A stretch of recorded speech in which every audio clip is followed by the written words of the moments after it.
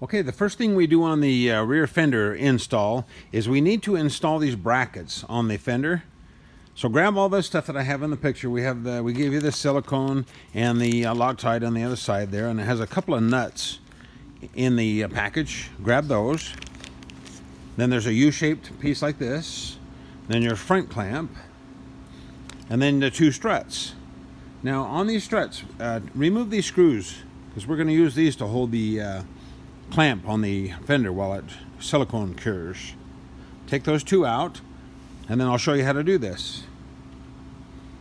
Okay, I took the bracket and marked lined it up with the holes and put marks on the fender. I think it's a little easier to put the silicone on the fender than it is to put the silicone on the bracket. So I did that, gooped that on there. Oh, one other thing too, if you are going to paint this or send it to a painter, the fender, you may want to do this after it's painted. The reason for that is if you get even a little speck of silicone on the outside of the fender, it could fisheye really badly when the painter paints it. So I would do this after the paint. Okay, if you do the bare aluminum or the black, you can do it now. So anyway, I goop the silicone in there like that. What I do is I put that one screw through like that. This saves making a mess too if you do it this way. I just carefully loop that in there.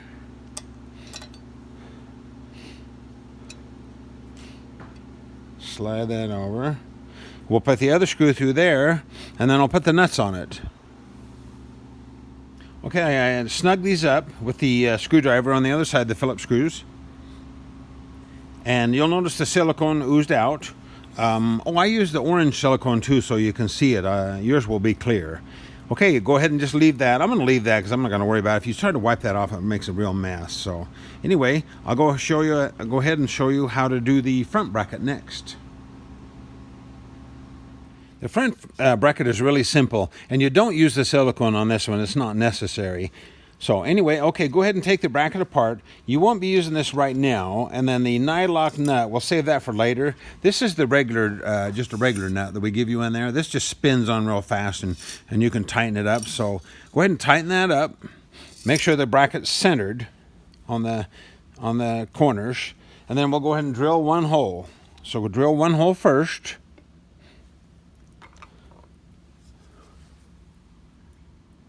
Okay, I've drilled this hole. Now go ahead and put one of the screws in the hole. Just slide it through like that. You don't need the nut on the other side. And then go ahead and drill this hole. What that does is if this bracket moves just a little bit, that'll keep it from rotating while you drill this hole. But if you get this nice and tight here, it shouldn't rotate. But anyway, I'm going to go ahead and pop this other hole, and then I'll show you how to assemble this bracket. Now I've put the bracket on the fender to show you how this works. So what you do is you back this nut off, and then put this bracket on the top side of the fender. Screw the nut back on just temporarily. Go ahead and put these screws in. I put the screw head on this side and the nut on this side. Now these are just anti-rotation screws, so you don't need to get too carried away when you tighten these. Just snug them up so you feel them bottom out. You don't need to break them off, and we give you an extra one in case you do, but you don't need to get that carried away with the tightness on it.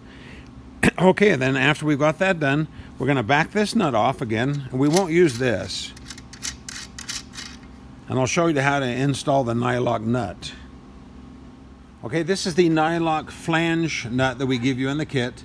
Go ahead and run that down about to there. You don't need to go down all the way against that bracket. What this is going to do, this is going to basically hook into this part here on down below your swing arm. So as long as that clears in there, that's fine. So just run that down to about there, and then we're ready to go. Oh, one more thing. Let's go ahead and let this cure at least overnight if possible, because you want this to dry so it sticks on there.